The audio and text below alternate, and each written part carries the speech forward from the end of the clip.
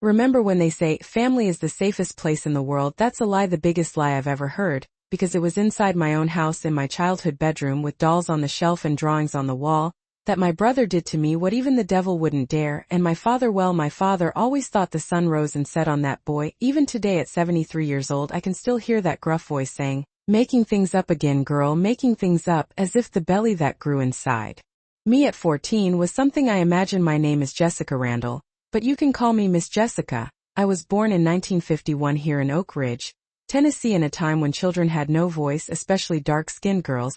Girls were supposed to stay quiet, obey, and be grateful. Today, sitting on the porch of my simple but honest little house on this hot July afternoon, I've decided to tell a story I've kept hidden for almost 6 decades. It's not a pretty story, mind you. It's the kind that makes your stomach turn, that makes you want to cover your ears, but it needs to be told because I know there are many girls out there going through the same hell I went through, thinking they're alone in the world. If you're listening to me now, tell me in the comments where you're from. I remember like it was yesterday the first time I realized something was very wrong in my family. I must have been about 7 playing house in the yard when I heard my father shouting at my mother in the kitchen. It wasn't anything new, he was always shouting, but this time was different. "Martha, stop cuddling that girl. Let her learn that in this house I'm in charge." Me and Tony, my older brother, 5 years older than me to be exact, dark-haired, tall from an early age, with those green eyes that came from who knows where, because everyone else in our family had brown eyes. The neighbors were always saying he was too handsome, that he'd break many hearts. Little did they know that the first heart he'd destroy would be mine. My father, John Randall, was one of those men born in the wrong time. He thought women were meant to serve, that men don't cry, that one male child was worth 10 females. He worked at the nuclear plant, I don't know exactly doing what, but he always came home smelling of whiskey and cigarettes when he was in a good mood. He ignored my existence when he was in a bad mood. Well, when he was in a bad mood it was better to disappear. As for my mother, Martha Randall, a name that couldn't be more appropriate, she was a saint. Tiny hair, always tied in a tight bun, hands calloused from taking in other people's laundry. She tried, poor thing, tried to protect me the best she could. But against my father there wasn't much she could do. "Stay quiet, my child," she'd whisper when Daddy started yelling. It'll pass, it'll pass." The house where we lived was one of those 3-room places, a living room that served as everything, a bedroom for my parents, and a small room in the back that was mine and Tony's. In the beginning, when I was very small, we got along well. He taught me to climb trees, to fish in the creek that ran behind our house, to whistle. But as I grew older, things changed. It started slowly, a wandering hand here, a strange look there. I didn't really understand. I was a child, you know. I thought it was normal for a brother to want to hug his sister, in that tight way, to want to sleep in the same bed, even though he had his own next to mine. My mother sometimes came into the room in the middle of the night and saw him in my bed. "Tony, go to your own bed, boy." But he always had an excuse. He was afraid of thunder. He was cold. He missed when he was little. My father thought it was wonderful. "Look how much they love each other now. That's a united family." And he'd pat Tony on the back with pride. He was the perfect son after all. He played baseball like him, drank like him, cursed like him. They were 2 peas in a pod, father and son, thick as thieves, partners in everything. I, on the other hand, was the burden, the girl who was born when they wanted another boy, the walking disappointment. My father didn't hide it from anyone. This one was a miscalculation, he'd tell his friends, pointing at me.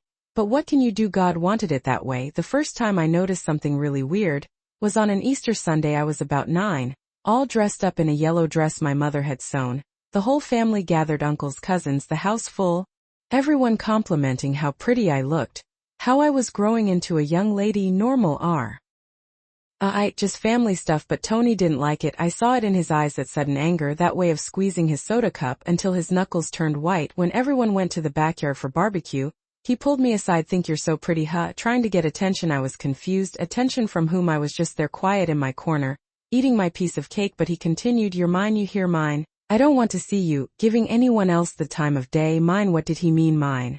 Brothers don't own sisters. But that day, at that exact moment, something changed. The way he looked at me became different, possessive, dangerous, and I, even without really understanding what was happening, felt afraid, a cold fear that crept up my spine and made my stomach turn. I tried to talk to my mother. "Mom, Tony is being strange with me." She was washing dishes, hands full of suds, her always tired face. She stopped for a second, looked at me, and I saw it. I saw that she knew, I saw that she understood, but I also saw the fear in her eyes, the same fear I felt. "It's all in your head, honey. Your brother loves you, he just wants to protect you." And she went back to scrubbing the plates with too much force. as if she could also scrub away the truth that we both knew but couldn't speak of. That's when I understood something terrible. I was alone, my father on his side, my mother too afraid to do anything, and there I was caught in the middle, a 9-year-old girl having to deal with a monster who slept in the room next door. Things got worse. He started coming into the bathroom when I was taking a shower, forgot my towel, he'd say, but he'd just stand there watching. I'd shrink into the corner, try to cover myself with my hands, but he wouldn't leave. What's the matter? I'm your brother, you don't have to be shy around me. I started bathing with my clothes on. Seriously, I'd go into the bathroom dressed, lock the door, and only take off my clothes inside the shower stall. Even then he found a way. He'd break down the door, say he needed to use the bathroom urgently. My mother would complain about the broken latch. My father would say it was my carelessness. Nights were worse, much worse. He'd wait until everyone was asleep and come to my room. At first he'd just sit on the edge of the bed, running his hand through my hair. You're beautiful, you know that, the most beautiful in the family. I'd pretend to sleep, squeeze my eyes shut, pray for him to go away. Sometimes it worked. Sometimes it didn't. When I turned 11, things completely spiraled out of control. It was on my birthday actually. My mother had made a simple cake, cornbread with strawberry jam. Just the four of us sang happy birthday, no friends, no party. My father gave me an old doll he found somewhere. You're getting too old for this nonsense, he said, but here you go. Tony gave me a necklace, a cheap plastic necklace, the kind they sell at dollar stores, but he made a big ceremony of it for my beautiful little sister, and he hugged me in front of everyone. That lasted too long, held too tight. I felt his hand sliding down my back, stopping where it shouldn't. I looked at my mother in desperation. She looked away. That night he came to my room again. But this time it was different. This time he didn't just watch. You're a young lady now, he whispered in my ear. Time to learn some things. I was shaking so hard the bed moved. I tried to scream, but he covered my mouth. Be quiet. If you scream, I'll tell Dad you've been fooling around with Mike from the grocery store. You know what he'll do to you. I knew, of course I knew. I'd seen him beat my mother for much less once. She smiled at the gas delivery man and got beaten for a week. Imagine what he'd do to me if he thought I was offering myself to the neighborhood boys, as he used to say. So I stayed quiet. I bit the pillow and stayed quiet, while my brother did things that even today I have trouble putting into words. It hurt so much. I thought I would die, but the physical pain was nothing compared to the pain in my soul to know that this was happening and nobody would help me. The next day, I could barely walk. My mother noticed. Of course. What's wrong, Jessica? Why are you limping? I made up that I had fallen. She didn't ask anything else, but when Tony wasn't looking, she put some antiseptic on my wounds. Her hands trembled, silent tears streaming down her face, but she didn't say anything. She never did from that night on. It became routine 2-3 times a week, sometimes more. He'd wait until everyone was asleep and come. I learned to detach myself. It's amazing how the mind can escape the body when it needs to. I'd imagine I was flying, that I was a free bird in the sky, that I was anywhere but there in that bed with that weight on top of me. My father continued to think Tony was the greatest. The two would go out to the bar together, come back drunk singing, "This is my son," he'd shout for the whole neighborhood to hear. A real man, not like that boring girl Jessica. I was visibly withering. I stopped eating properly, stopped talking at school. The teachers would ask if everything was okay at home. I'd nod yes. What was I going to say? Who would believe me? Tony was everyone's favorite, handsome, polite, helpful. He helped old ladies with their groceries, played ball with the neighborhood kids. The perfect son. No one imagined the monster he was. When the doors closed, there was a day I almost told everything it was to Mrs. Johnson, the neighbor. She was different from the others. No husband, lived alone, worked outside the home. The other women talked about her behind her back, said she was a lesbian, that she wasn't respectable. But she was always kind to me. Jessica, honey, you're not well, she said one day, finding me crying behind the church. What's happening? I opened my mouth to speak. The words were there on the tip of my tongue. My brother, he does things. But then I remembered my father, what he was capable of doing. Not just to me but to my mother, to anyone who got involved, and I shut up. It's nothing. Gee, Mrs. Johnson, I'm just sad because I fought with a friend. She didn't believe me. I could see it in her eyes. But she didn't push. Years later, when everything had already happened, she sought me out. I knew, Jessica, I knew, and I did nothing. Forgive me. I forgave her. Of course, what could she have done? In those days nobody talked about these things. It was a family secret, a forbidden subject, a shame carried in silence. When I turned 13, my body started to change.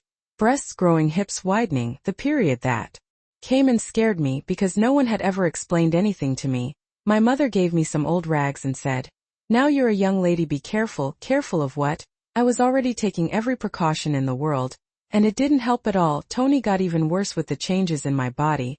It was as if I had become an even more valuable trophy. The nightly visits increased. Sometimes he wouldn't even wait for everyone to sleep.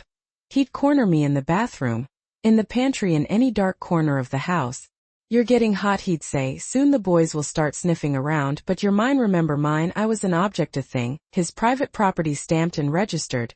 And the worst part is that everyone seemed to agree with this. My father was always saying, "Tony's the one who'll choose who you marry.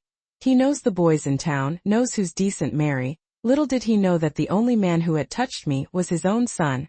The last straw came on a December afternoon.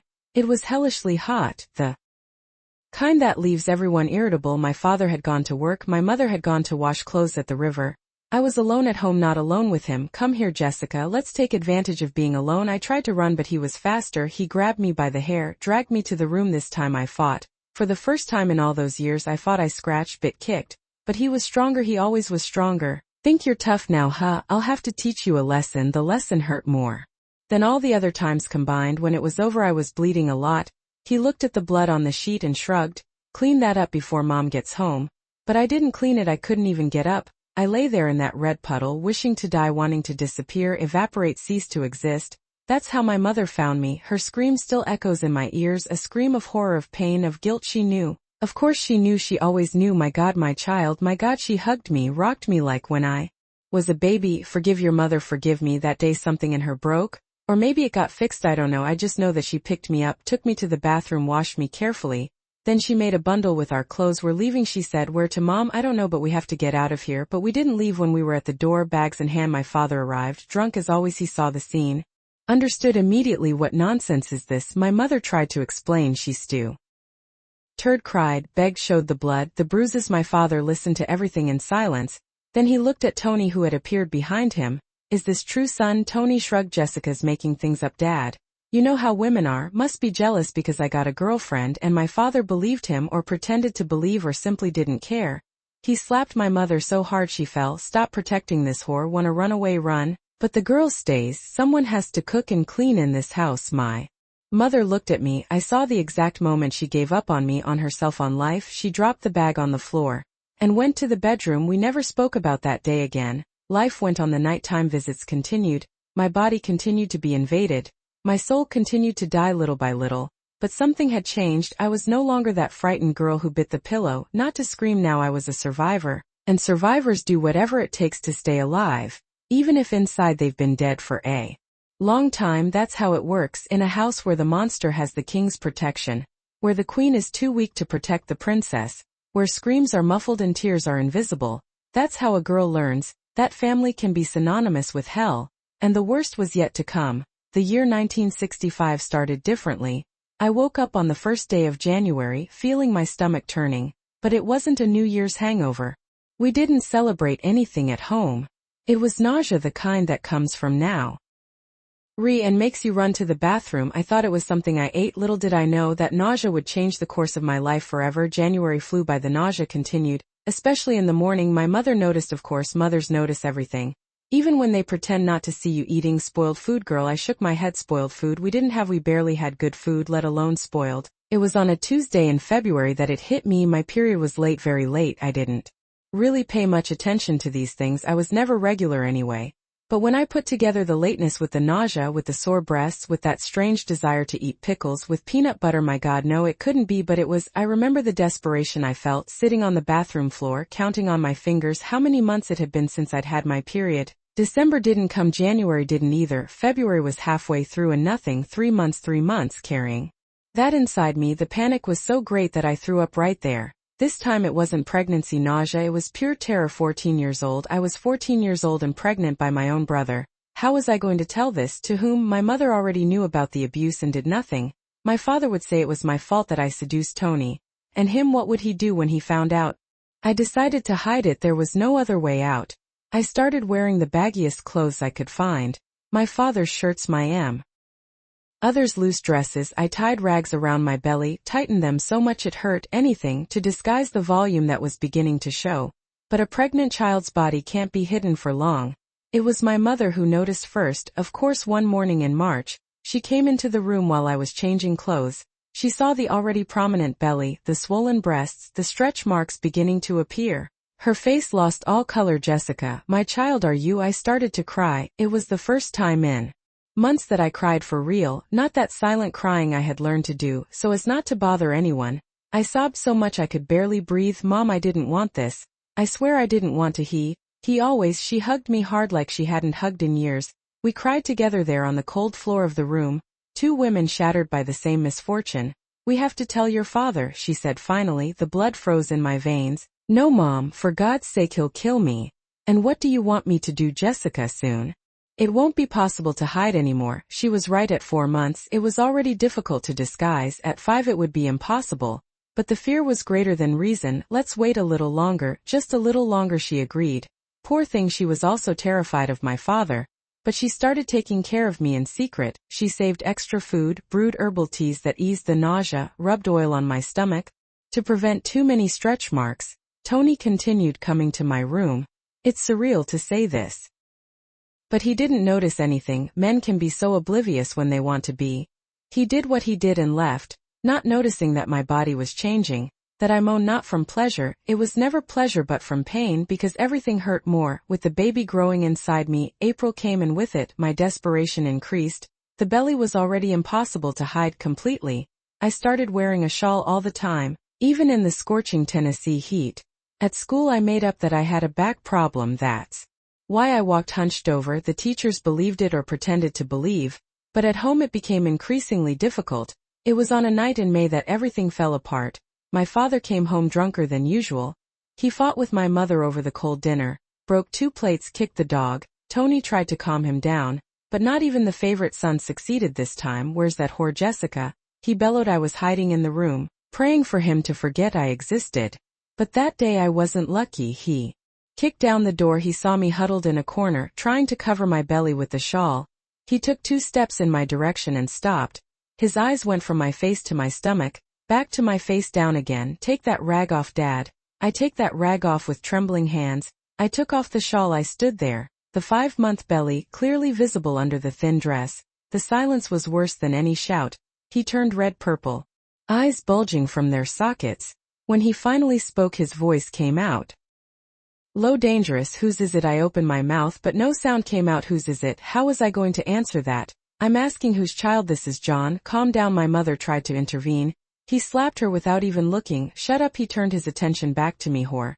I knew it, always knew you were no good. Who was it? The grocery store boy, the butcher's helper. How many were there? You slut. The words cut me deeper than a knife. Slut, whore. At 14 years old, pregnant by my brother. And that's what my father saw in me. Dad, it wasn't. I didn't. Don't call me Dad. He spat the words. I'm not the father of a whore. That's when Tony came into the room. He saw the scene, understood immediately. But instead of fear or guilt, what I saw on his face was anger. What's going on here? Your sister. My father pointed at me, as if I were a disgusting animal. The whore is pregnant. Tony looked at me. Our eyes met for a second. In that second he knew I was going to speak. He saw it on my face and he decided to act first. I knew it, he said calmly. I saw her with Mike from the gas station. Several times I tried to tell you, but you wouldn't believe me. Mike, the gas station attendant, a 16-year-old boy who barely looked at me. But just the mention of the name was enough for my father to explode completely. That son of a bitch, I'll kill him. And he went out the door, staggering, drunk but determined. Tony went after him, not to stop him but to make sure the story would stick. I was left alone with my mother. She looked at me with a mixture of pity and despair. Why didn't you tell the truth? Would it have helped? I replied, too tired to cry. Do you think he would have believed it? She didn't answer. We both knew the answer. What happened next was an even worse hell. My father went after Mike, made a huge scandal. The boy's family was terrified, swore he had never touched me, and it was true, but my father had already spread all over town that the gas station attendant had abused the innocence of his daughter. In 2 weeks Mike's family moved away from town. They fled from the shame, the threats, the gossip. An innocent boy paid for my brother's crime and me. I officially became the family's shame, the lost one, the one who had dishonored the Randall name. My father wouldn't even look at me anymore. My mother took care of me in secret, but always with that look of someone carrying a burden too heavy. Tony, he became the hero, the brother who tried to protect the family's honor, the one who tried to warn the father about the sisters' inappropriate behavior. Disgusting. At night, he still came to my room, sometimes less than before, because now I was damaged goods, as he said, but he came, And when he came he'd whisper in my ear, "This baby is mine, never forget that." June passed slowly, July was even worse, my belly grew, the baby moved, and I withered inside. I stopped going to school, my father forbade it. "I'm not going to be embarrassed by you anymore." I was locked up at home, a prisoner carrying another prison in my womb. The only outings Heir to church, my father insisted that I go, that everyone see my sin, my shame. The church ladies whispered, pointed, shook their heads in disapproval. I sat in the last pew, the shawl covering my now enormous belly, and prayed not for forgiveness. What forgiveness did I need? But for strength, for a way out, for a miracle. In August, 8 months pregnant, I could barely walk, swollen feet aching back, the baby weighing like lead. My mother delivered babies at home. She was a midwife in her spare time when she wasn't washing clothes or getting beaten by my father. She prepared me for the signs, taught me how to breathe, how to bear the pain. "It's going to be hard," she said. "You're very young, very small, but we'll manage." As if she could share the pain of childbirth with me, as if she could carry with me the weight of giving birth to a child who was also my nephew. It was on a September dawn that the pains began. I woke up with a twinge in my back, then another in my belly, liquid running down my legs. My water had broken. I called my mother softly. She came running, assessed the situation. It's today. The following hours were a blur of pain.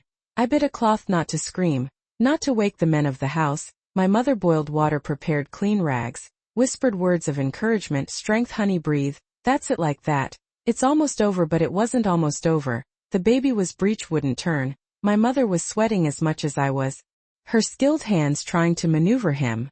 "Holy Mary, help my daughters." Prayed between procedures. It was 16 hours of labor, 16 hours. That seemed like 16 years. When the baby finally decided to be born, I no longer had the strength to push one more time, Jessica, just one more. And it was in a last wave of pain that he was born, a boy, small but perfect, dark hair, fair skin.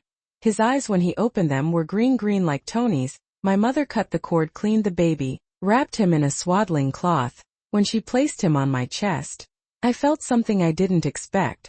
Love, pure, devastating, unconditional. That little creature was not to blame for anything. He was innocent, pure, deserved all the protection in the world. "What are you going to call him?" my mother asked before I could answer. The door opened, my father came in, Tony behind him. They saw the baby, saw me exhausted and bleeding on the bed. "It's a boy," my father stated. A shadow of something, pride, passed over his face. It quickly disappeared.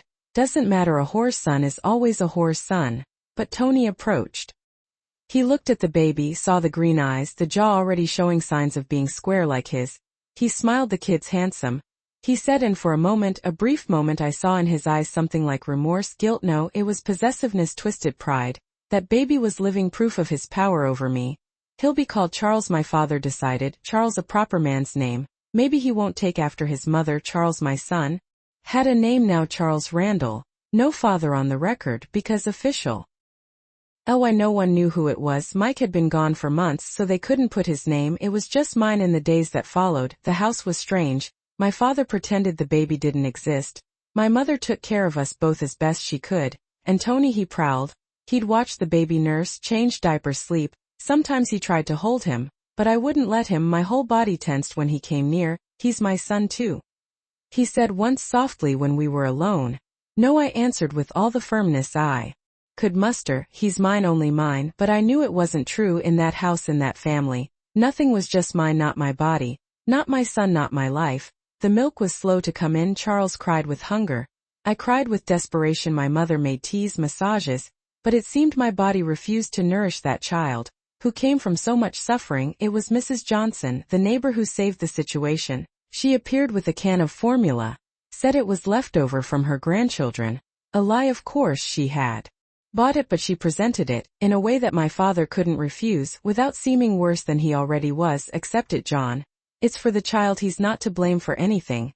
And so Charles survived his first months. Formula donated by the neighbor, clothes that mysteriously appeared at the door, a blanket here, a pacifier there. The town knew, everyone knew, and some few tried to help as they could.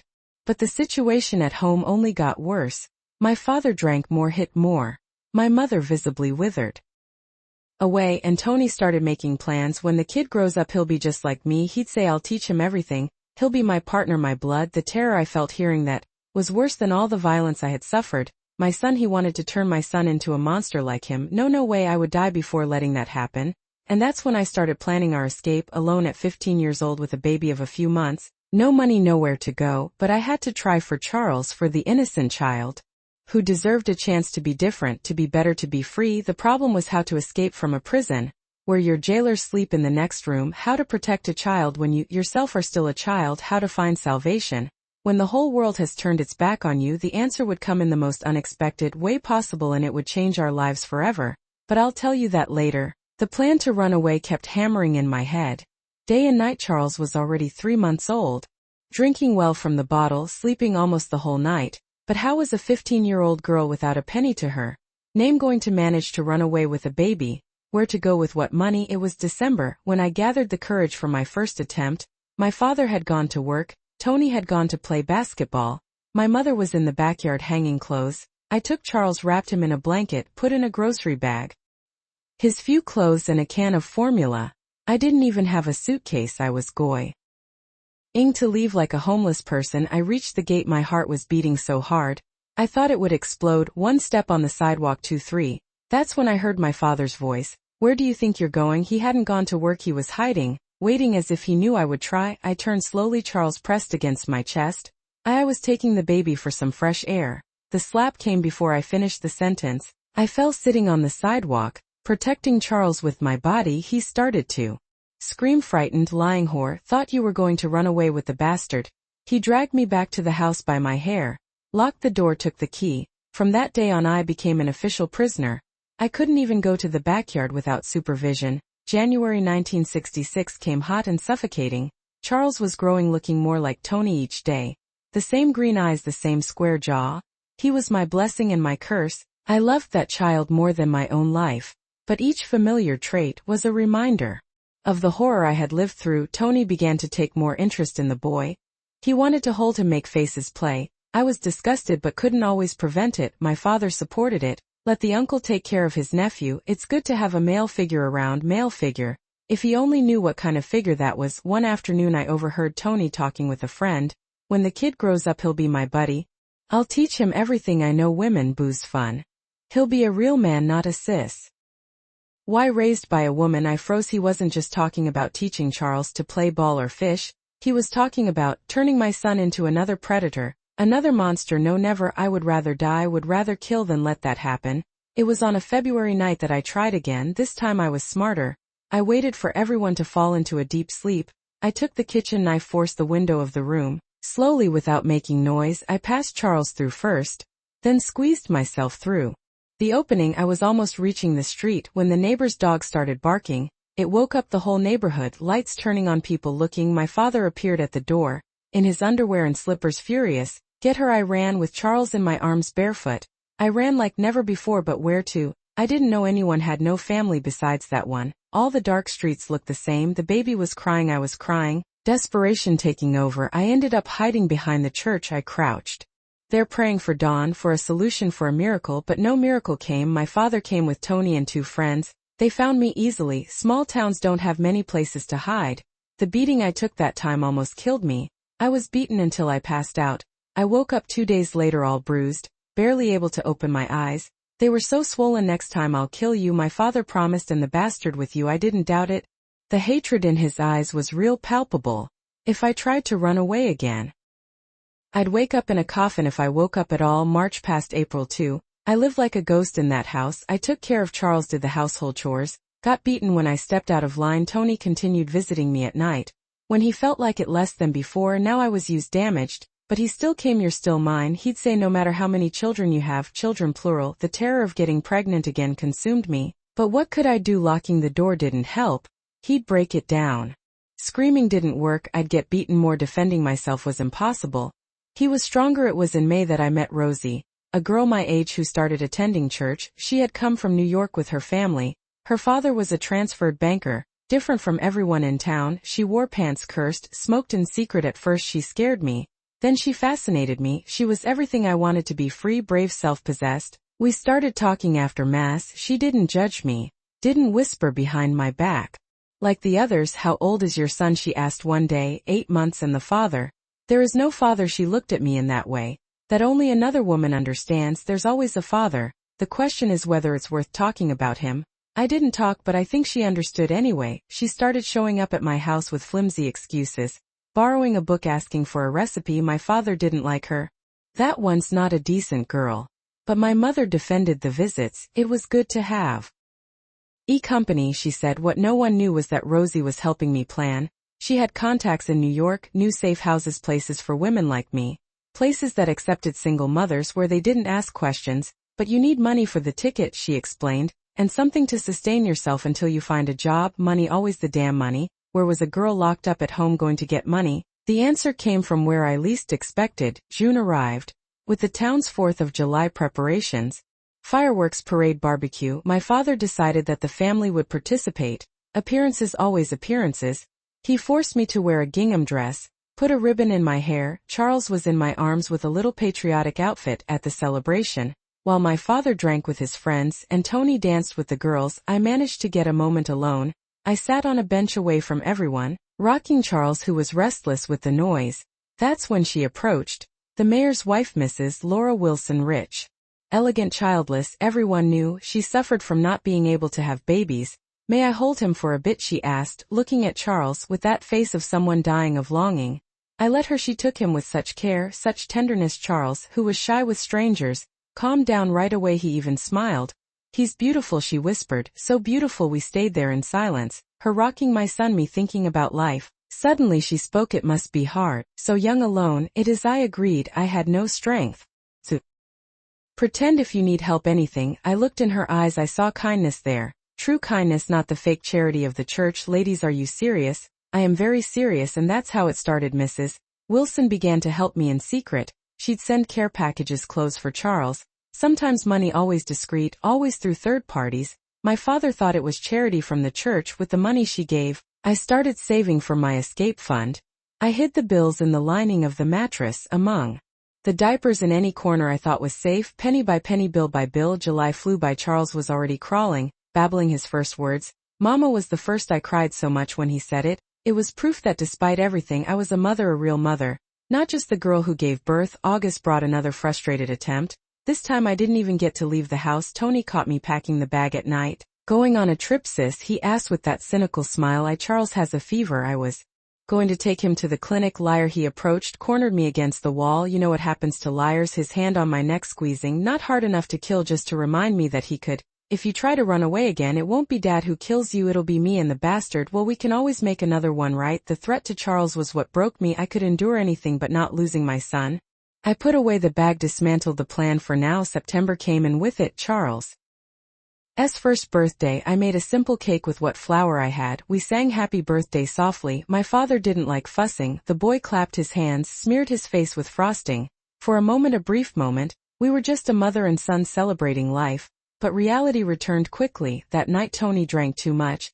He came into my room staggering, reeking of whiskey. It's been a year today, he said, looking at Charles sleeping in the makeshift crib. A year since my son was born. He's not your son, he laughed, an ugly laugh without humor. No, look at him closely, the eyes, the jaw. He's the spitting image of me. Get out of my room. Your room. More laughter. Nothing here is yours. Not the room, not the son. You're mine. Forgot. He grabbed me. I tried to fight, but he was strong, was drunk, violent. Charles woke up with the commotion, started crying. Shut him up. Tony growled. I broke free, ran to the crib. I rocked Charles, desperate to calm him behind me. I felt Tony approaching. Good to see you two together, mother and son. My family. His family. Bile rose in my throat. I held Charles tighter, as if I could protect him with my body. One day, Tony continued, voice slurred with alcohol, one day I'll tell him who his real father is. And then the three of us will be a real family. That was the last straw there. At that moment, with my son in my arms and that monster at my back, I made a decision. I was going to run away. Even if it cost my life, but I was going to get Charles out of there, was going to save him. Fr. That hell. What I didn't know was that the opportunity was closer than I imagined, and it would come in the most tragic way possible. October started differently. My father was strange, quieter, drinking less at first. I thought it was just in my head. But my mother noticed too. John's acting odd, she commented one day. Washing dishes. He's tired, no appetite. It was true. The man who had always been a bull, strong and brutish, seemed to be withering, yellowish skin, sunken eyes. But nobody said anything in our house. Showing concern was a sign of weakness. It was on an October morning that everything changed. I woke up to screams coming from my parents' room. I ran there with Charles in my arms. My father was lying on the floor convulsing, foam coming from his mouth.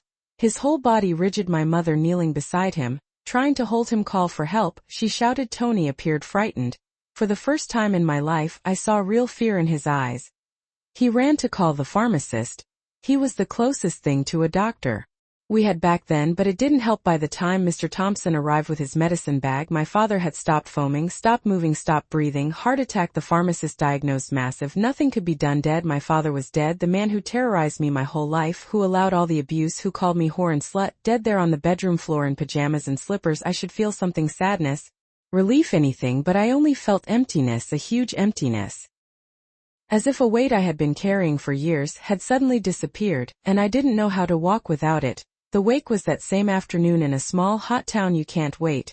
The house filled with people, relatives I'd never seen, friends from the bar, colleagues from the plant, all lamenting, all pretending that John Randall had been a good man. He was strict but fair, they'd say.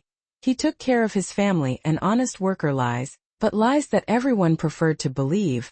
Tony became the man of the house. Overnight he received the condolences, organized the funeral, made the decisions. I saw in his face the pride of assuming his father's post, the new boss, the new owner. It was at the cemetery, watching the coffin being lowered, that it hit me. My father's death meant one thing, a chance, maybe the only one I would have. The man who imprisoned me, who watched me, who threatened to kill me if I ran away, no longer existed. I looked at Tony on the other side of the grave.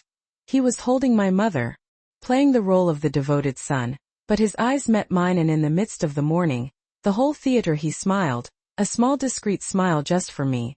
The smile said it all. Now I'm in charge, now you're even more mine. But he didn't know that at that exact moment, watching the dirt fall on my father's coffin, I was planning my freedom, our freedom, mine and Charles's. My father's death wasn't a tragedy. It was a miracle, the miracle I had prayed for so long. The first days after the fun era were a mess, people coming and going from the house, bringing food, giving condolences. My mother walked through the house like a lost soul, not knowing what to do, without her husband to order her around. Tony was strutting around, playing the head of the family, receiving the inheritance paperwork, signing documents, but I wasn't wasting time. While they dealt with the bureaucracy of death, I was planning life. Rosie showed up on the third day, with her way of not caring about conventions, so going to take the chance. I looked at Charles playing on the floor, 14 months already, walking on those wobbly little legs, saying random words. My beautiful, smart boy who deserved better than that cursed house. I am, but I need to be smart when soon, before he takes over everything for good.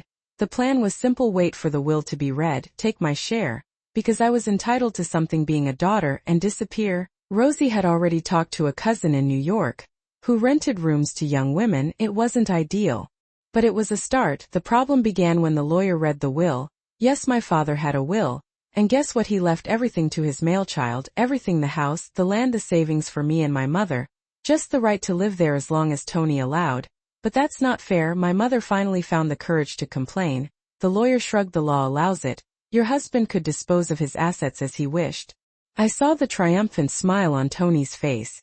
Now it was official, he was the owner of everything, of every one of me. That night, lying in bed with Charles sleeping beside me, desperation hit hard. Without money, how was I going to run away? The bus ticket to New York was expensive. I needed food for the journey, formula for Charles, a place to stay. Once I got there, that's when I remembered Mrs. Wilson, the mayor's wife. She had said she would help if needed. Was the offer still valid? The next day, I made up that I needed to go to the pharmacy to buy medicine for Charles. It was a lie. But my mother let me go. She was so lost without her husband that she didn't question anything anymore. I ran to the mayor's house, huge mansion, manicured garden, high fence. I clapped at the gate, my heart in my mouth. What if she didn't want to receive me? What if she had regretted the offer? But she came, beautiful as always, silk dress, gentle smile. Jessica, what a surprise. I heard about your father. My condolences. Thank you, Mrs. Wilson. I need to talk to you. She saw the desperation in my face. Come in, dear, let's talk. In the luxurious living room with Charles in my lap, looking in wonder at the crystal decorations, I told her everything. Not the sordid details, I still didn't have the courage for that, but the essentials: that I needed to leave that house, that I had nowhere to go, that I feared for my son's future. She listened in silence. When I finished, she sighed deeply. I suspected as much. Small town, one always suspects. But I never had proof, never knew how to help. Now you can please, I just need money for a ticket to start over. She became thoughtful after a time that seemed eternal. She spoke, I can do better than that. I have a friend in Washington, D.C., owner of a family boarding house. She needs help in the kitchen, offers room and board. It's not much, but it's honest work and a safe place. Washington, D.C., the nation's capital, far enough from Oak Ridge to never cross paths. With Tony again, my heart raced with hope. I accept anything. I'll call her today, and the ticket. Consider it a gift. I almost cried with gratitude, but Mrs. Wilson wasn't finished. There's one condition, Jessica. You leave and don't come back. Don't write, don't send news. Cut off all contact. It's for your safety and for mine. My husband can't know I helped. Do you understand? I understood. Of course I understood. The mayor wouldn't like to know. His wife helped the fallen girl of the town to escape. It could stain the family's reputation. I promise no one will ever know. I left there with a light heart. For the first time in years, I had a plan, I had help, I had hope. I just needed to act quickly before Tony noticed anything. The following days were of careful preparation. I separated the essentials, clothes for Charles, documents, the little money I had hidden, everything fit in one travel bag. Entire life in one bag. Rosie helped as she could. She found out the bus schedules, the best route, where to make stops. She taught me how to use the phone booth, how to ask for information, basic things I had never needed to know. T's different in big cities. She explained you have to be smart, not trust just anyone. The set date arrived November 3, 1966. The bus left at 4 in the morning. Mrs. Wilson sent the ticket money with Rosie, along with a letter of recommendation, for her friend in Washington. The night before, I barely slept. I kept looking at Charles, memorizing every detail, the light brown hair, the upturned nose, the chubby little hands. My son, my treasure, who was going to know the world beyond those four walls. At 3 in the morning, I got up slowly. I dressed Charles while he was still sleeping, grabbed the bag, made the sign of the cross. The house was silent, my mother snoring softly in her room. Tony had gone out. It was Friday, his night at the town's brothel. I walked through the living room on tiptoe. Each creak of the floorboards seemed like thunder. Charles moved in my arms, mumbled. I shushed him softly, rocking him. I was almost at the door when I heard, really leaving? I froze. I turned slowly. My mother was there, standing at the kitchen door, old nightgown, disheveled hair, eyes red from crying. Mom, I know, I've always known everything. Her voice was a broken whisper.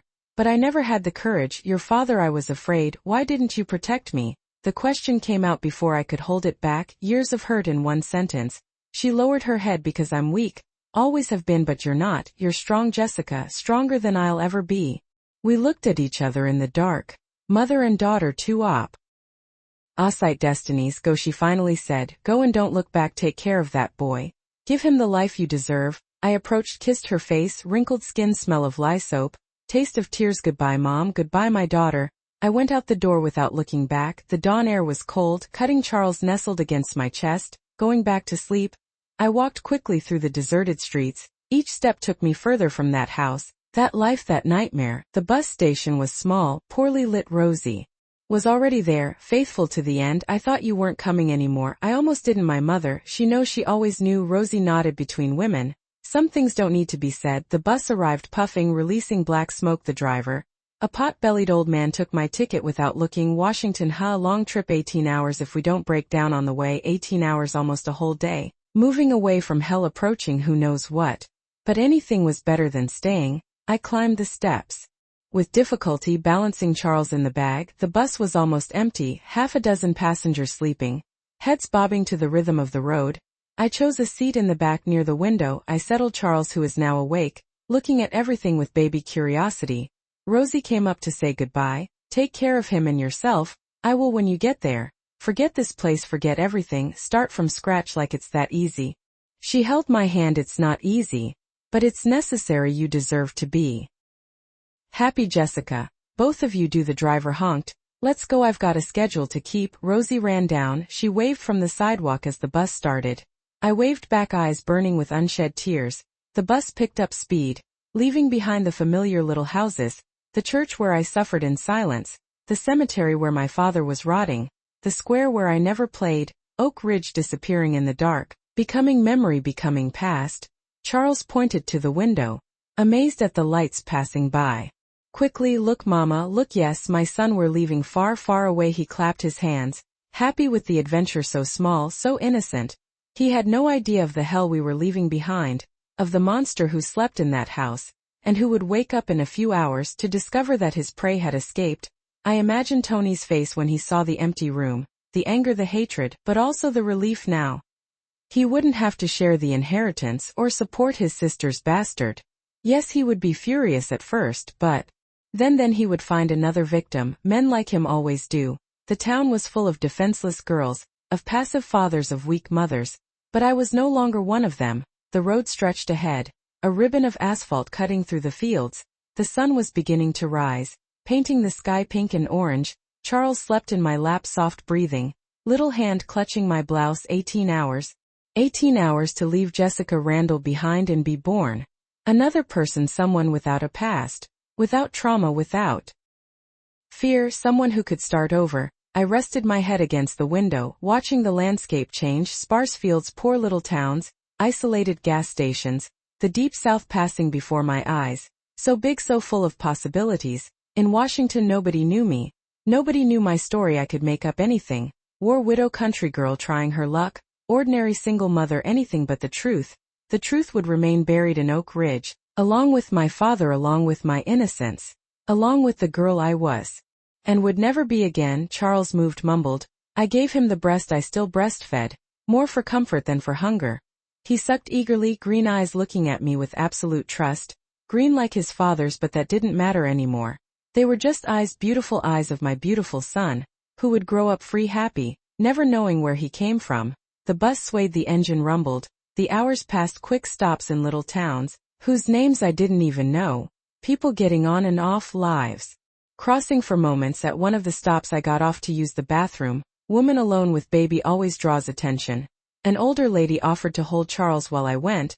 Thank you, but I'll take him with me. Never, never again would I leave him alone with strangers. Never again would I blindly trust. I had learned in the worst way that danger lives where you least expect it. Back on the bus I ate the lunch that Rosie had prepared. Sandwich, a banana, water in a little bottle, simple food. But with the taste of freedom. The afternoon fell, the night came. Charles slept most of the journey, waking only to nurse, or when the bus shook too much. I didn't sleep, I couldn't. Each mile was a victory, each town passed a relief. Finally, it was almost midnight when the driver announced, next stop Washington, D.C. bus station. Those getting off, get your stuff ready. Washington, we had arrived. I looked out the window and saw the lights of the city, large blocks of concrete, illuminated, wide streets, a completely different world from what I knew. I took a deep breath. The new life began now, without looking back, as Rosie said, without fear, as my mother never managed, just Charles and me against the world. The bus stopped. I got off with wobbly legs, body aching from the journey. Charles woke up with the movement, looked around, startled by so much light, so much noise. It's okay, my love, we've arrived. The bus station was enormous compared to Oak Ridge's. People everywhere, buses coming and going, vendors shouting. I felt lost, small, but also invisible, perfect. It was exactly what I needed to disappear into the crowd. I looked for a public phone, dialed the number Mrs. Wilson had given me. A female voice answered. Good Hope boarding house. Hello, is Mrs. Martha? Mrs. Wilson sent me Jessica Randall. Oh yes, I was expecting you. Come dear, take a taxi. Give the driver this address. A taxi. I had never taken a taxi in my life, but I learned quickly, big cities teach you the hard way. The driver, a friendly middle-aged man, helped. Why? Just the luggage. First time in Washington. Yes, you'll like it. New city full of opportunity. Opportunity, it was all I needed. The boarding house was in a residential area. A simple but clean building. Mrs. Martha was waiting at the door. A woman of about 50, gray hair tied back, checkered apron. You must be tired. Come. I've prepared a room. The room was small, but had the essentials: a single bed, an improvised crib for Charles, a dresser, a mirror, luxury compared to what I knew. The kitchen is on the ground floor. You start tomorrow, okay? I can, of course I can. Great. There are 3 meals a day for the guests, breakfast at 6, lunch at noon, dinner at 7. Payment is weekly plus room and board. I nodded to everything. I would work whatever was necessary. That first night in Washington, lying in the strange bed with Charles sleeping peacefully in the crib beside me, I finally allowed myself to cry with relief, with fear, with hope for everything I had lived and everything I was yet to live outside the city. Slept, planned city, modern, full of promises, where nobody knew me, where my past didn't exist, where I could be anyone I chose to be. Jessica Smith, common name without history. Young widow, husband died in a work accident, one among thousands of migrants who arrived every day in the capital in search of a better life. And it was true in a way. I was migrating, I was seeking a better life, just not for a dead husband. The past stayed in Oak Ridge, the future began there. In that cramped little room in that Easter Ange City with my son in my arms and freedom within reach. It wouldn't be easy, but it would be ours. And that was enough. Washington was my salvation and my challenge. The first months at Mrs. Martha's boarding house were hard. But in a different way. It wasn't the terror from before. It was the hardness of honest work, of the heavy routine, but one that was free. I'd wake up at 5 in the morning, leave Charles sleeping. Mrs. Martha took care of him while I worked. And go to the kitchen, breakfast for 15 guests was no joke, toast, fried eggs, freshly brewed coffee. Then I'd clean everything, prepare lunch, beans, rice, meat, clean again, prepare dinner. In between I'd run to nurse Charles, change diapers, give him attention. But you know what, it was good. It was exhausting, it was sweaty. But it was mine. Nobody touched me without permission. Nobody invaded my room. Nobody called me a whore. I was just Jessica the cook, the quiet but hard-working young woman. Charles grew strong at 1.5 years. He was already running around the boarding house, playing with the guests. He was the joy of the place. Mrs. Martha melted for him. The chambermaids fought to play with him. For the first time my son had a family, odd, improvised. But a family. 1967 flew by. I saved every penny. The dream was to leave the boarding house, rent a little place just for us, however tiny but ours, where I could raise Charles, my way away from curious looks, from uncomfortable questions. It was in 1968 that my life took another turn. A new guest appeared at the boarding house. Mr. Robert, a retired civil servant, recent widower, a man of about 60, educated, quiet. He'd stay there for weeks, then disappear, then come back. He noticed Charles. It was hard not to notice a 2-year-old boy, smart, talkative, green eyes that drew attention. He started bringing little presents, a toy car here, a little book there. I thanked him but kept my distance. Men who seemed too kind always made me wary. But Mr. Robert was different. He didn't try anything, he just talked. Told stories, played with Charles. Gradually I lowered my guard.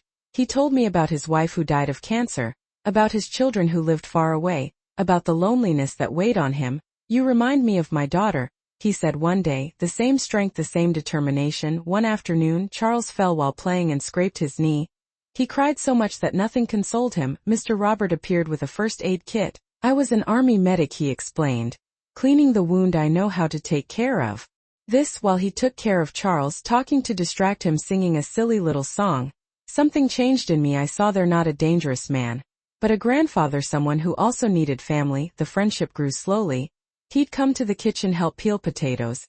While we talked, he talked about the times of Kennedy, the civil rights movement, the hopes for a new country. I listened, learned, dreamed. One day he made the proposal. Jessica, I have a house in Georgetown. It's been empty since my wife D. Too big for me alone. How about you and Charles living there? It's not a favor. You take care of the house, cook, and I pay a fair salary. My heart raced. A house. Leave the boarding house. It seemed too good to be true. But what will people say? He laughed. Let them say what they want. I'm too old to care about gossip. You need a house, I need company. It's business, not romance. I thought long and hard. I talked with Mrs. Martha, who approved right away. Robert is a decent man, Jessica. I've never seen him disrespect anyone. I accepted. In March 1969 we moved to his house. It was a simple but spacious townhouse, 3 bedrooms, yard, all neat. Charles got a room of his own. For the first time in his life, the routine was peaceful. I took care of the house, prepared the meals. Mr. Robert left early, returned in the late afternoon. We talked at dinner, then each to their own corner, mutual respect, healthy distance. But children don't know these boundaries. Charles adopted Mr. Robert as his grandfather, Grandpa Rob he called him. He followed the old man around the house, asked for stories, showed him drawings, and Mr. Robert, bless him, melted completely. It was he who taught Charles to ride a bicycle, who took him to the park for the first time, who explained about the planes that passed. Look there, Charlie, that big one is a Boeing. Seeing the two together, my heart squeezed. This is what family should be, affection without malice, care without ulterior motives. Everything that was missing in my childhood. My son was Ving 1970 brought changes. Mr. Robert fell ill, heart problem. I started taking care of him more closely, medicine at the right time, special diet, forced rest. He complained but obeyed. You're worse than a sergeant. He joked, it's for your own good. I know, that's why I put up with it. On an afternoon at the hospital after a bigger scare, he held my hand. Jessica, I need to ask you something. If something happens to me, don't talk like that. Listen, if it happens, I want you to keep the house, you and Charles. I've already arranged the papers. I protested, it was too much. I couldn't accept, but he insisted. I don't have anyone, Jessica. The children barely call. You and Charles are my family now. Let me take care of you like you take care of me. I cried for the first time in years. I cried with gratitude, not for the money or the house, but for the gesture someone seeing me as a person, not as a thing, someone wanting to protect me, not use me. Mr. Robert got better but became more fragile. I started sleeping in the next room to hear if he needed anything. Charles slept between us two, in my room when he was afraid, in his when he wanted a story. In 1971 I enrolled Charles in kindergarten, 5 years old, smart as can be, blue uniform, little backpack, gap-toothed smile, my pride, my miracle. Mom, why don't I have a dad? He asked one day out of nowhere. I froze. I knew the question would come, but I wasn't prepared. Your dad died, son, when you were a baby. How did he die? Accident working. Was he nice? I took a deep breath. He was. Why?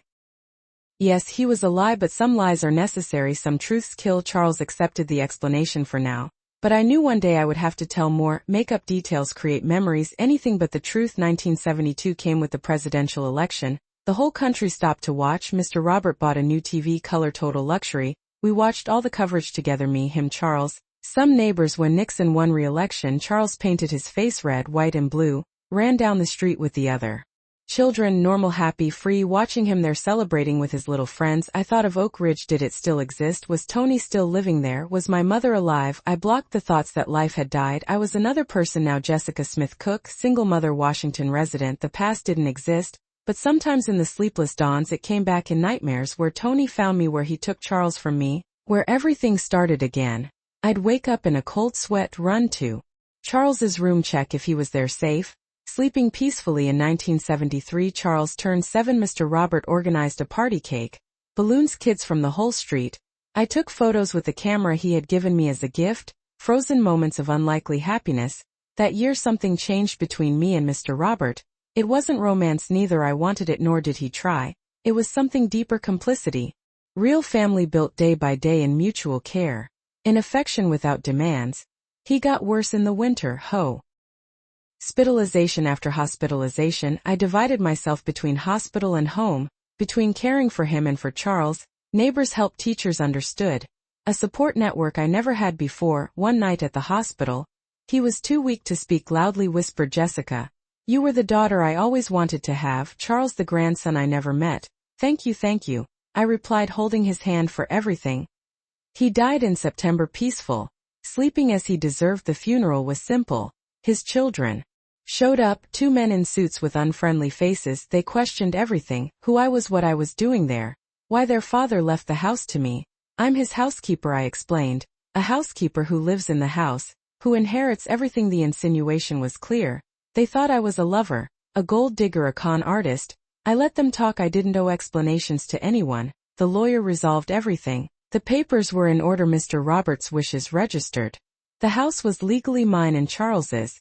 The sons left grumbling, promising to contest. They never appeared again. 1974 began differently. For the first time in my life, I had something of my own, a house, stability, a future. Charles was growing healthy, studious. I found a job at a diner nearby. I needed to work, earn our living. But the nights were difficult without Mr. Robert. The house seemed too big, too empty. Charles missed his surrogate grandfather. I missed the company. That's when I met Mrs. Neely, the neighbor next door, tough New Orleans lady, respected voodoo priestess. She saw my distress, offered help. "Girl, you're carrying something heavy. I can see it in your eyes. Wanna talk?" I refused at first. Then on a night of insomnia, I knocked on her door. We drank coffee, talked. I didn't tell everything, I never told everything.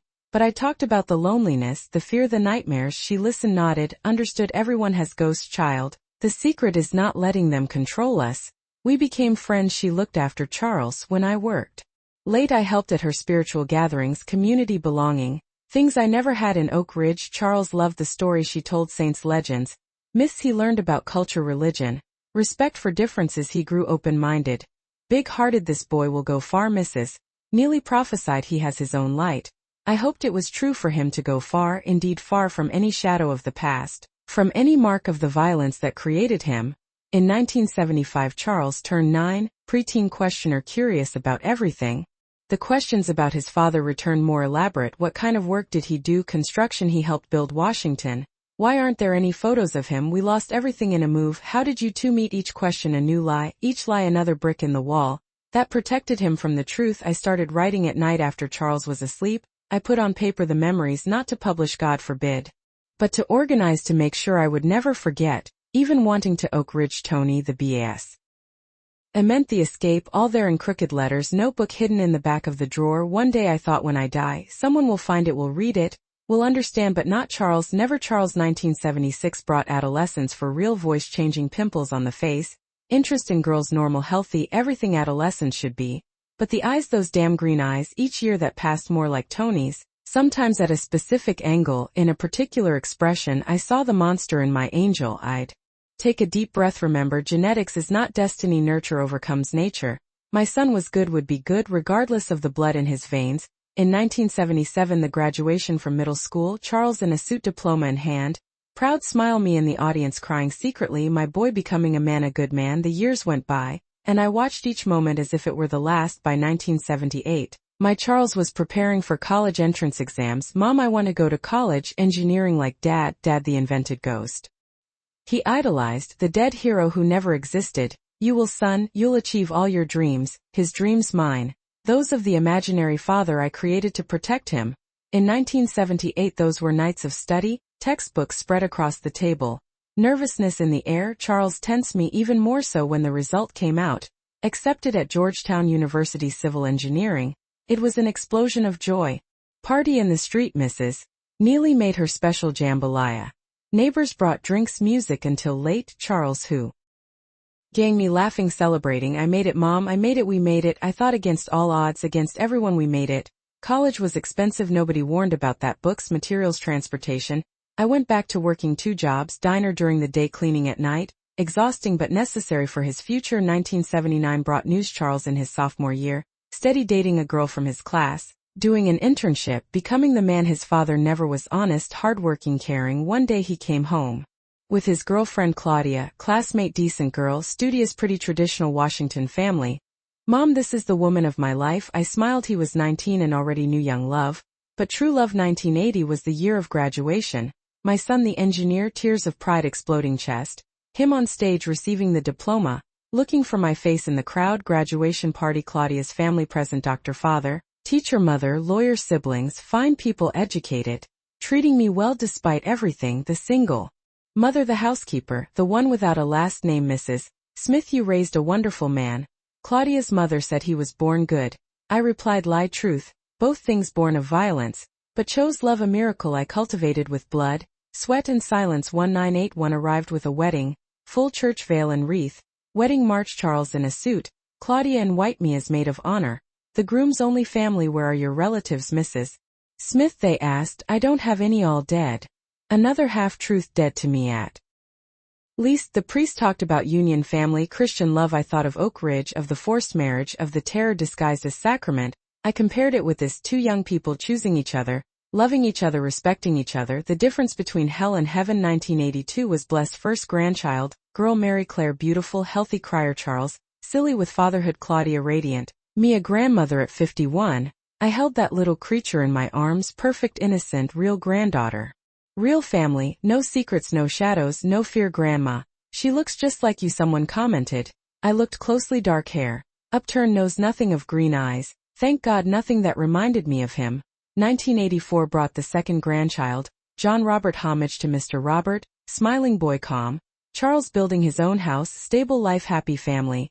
Everything I dreamed of, more than I deserved. Sometimes at family gatherings, I'd look around, full table, people laughing, children playing, normal every day. Blessed life nobody imagined, nobody would ever imagine, and that's how it had to be. In 1985 Charles took the big step, started his own firm, small but promising, government contracts, important works, respected name in the market. Mom, I want you to stop working, let me take care of you now. I resisted at first, independence was my security, but he insisted. Claudia supported. After all, I deserved to rest. I retired from cleaning life as a full-time grandma, picking up grandchildren from school, making carrot cake, telling bedtime stories, made-up stories, of course, fairies, princes, happy endings, no real monsters, dark basements, desperate escapes. 1986 marked our move to a bigger house, garden, pool, room for each child. Charles insisting that I live with them. You're the head of the family, Mom. Your place is with us, my place. After so much no place, I finally had one, but the past doesn't rest. On an insomnia night that same year, I turned on the TV, the news, stories from all over the country, and suddenly a report: town of Oak Ridge modernizes infrastructure.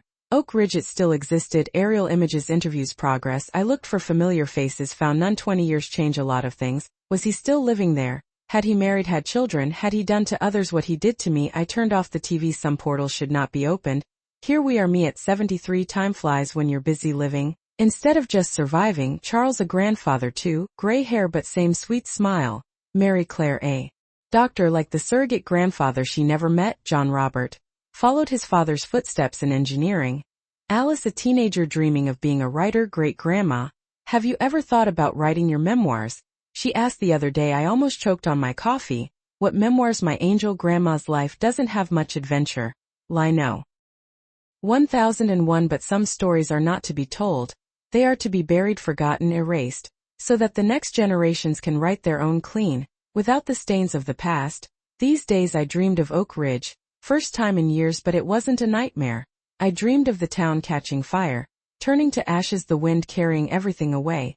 I woke up feeling light now. I tell this story for the first time. Why now? Maybe because time is running out. Maybe because other women need to hear it. Maybe because keeping secrets is tiring, and I'm too old to carry this weight alone. If you've made it this far, thank you for listening. I know it was heavy. I know it hurts, but it needed to be said. There are many Jessicas out there, trapped in their own basements, thinking there's no way out. There is a way out. There's always a way. Sometimes it's a door, sometimes it's a window, sometimes it's a hole in the wall that you have to dig yourself, but there's a way out. The miracle wasn't the money for the ticket or the job offer or even my father's death. The miracle was that I believed I deserved better. It was having the courage to seize the chance when it appeared. Charles doesn't know this story. He will never know. Some would say it's wrong, that a son has the right to know where he came from. I say a son has the right to be happy, to live without the weight of crimes he didn't commit, to believe his father was a hero, not a monster. I protected him, his who. The life from this truth. It's my last act of love, taking this secret to the grave, letting him continue to believe in the beautiful lie. I built engineer. Father died in an accident. Mother's young love. Today I'm even grateful for his green eyes. They taught me that appearance doesn't define character, that evil isn't inherited, it's learned, and that a mother's love can transform any cursed inheritance into a blessing. If you watched this far, do this grandma a favor, subscribe to the channel, leave your like, show that my story wasn't told in vain, and more. Tell me in the comments where you're from. I want to know if this story is reaching women from all over the country. The link is here in the description. Come be part of this chain of strong women, because our strength isn't in muscles or money, it's in surviving, in protecting, in transforming. My name is Jessica Randall, or rather it was today. I'm Jessica Smith, Charles's mother Mary Claire, and John Robert's grandmother, Alice's great-grandmother. I'm the woman who chose life, not death, who chose love, not hate, who chose to lie, to protect, not to speak, to destroy. And if I had to choose again, I would do everything the same until never again. Oak Ridge, until forever. New life. That was my story. Thank you for watching this video. Share your thoughts in the comments. I truly value every story and every voice. Don't forget to subscribe to Tears and Strength and share this video with your friends.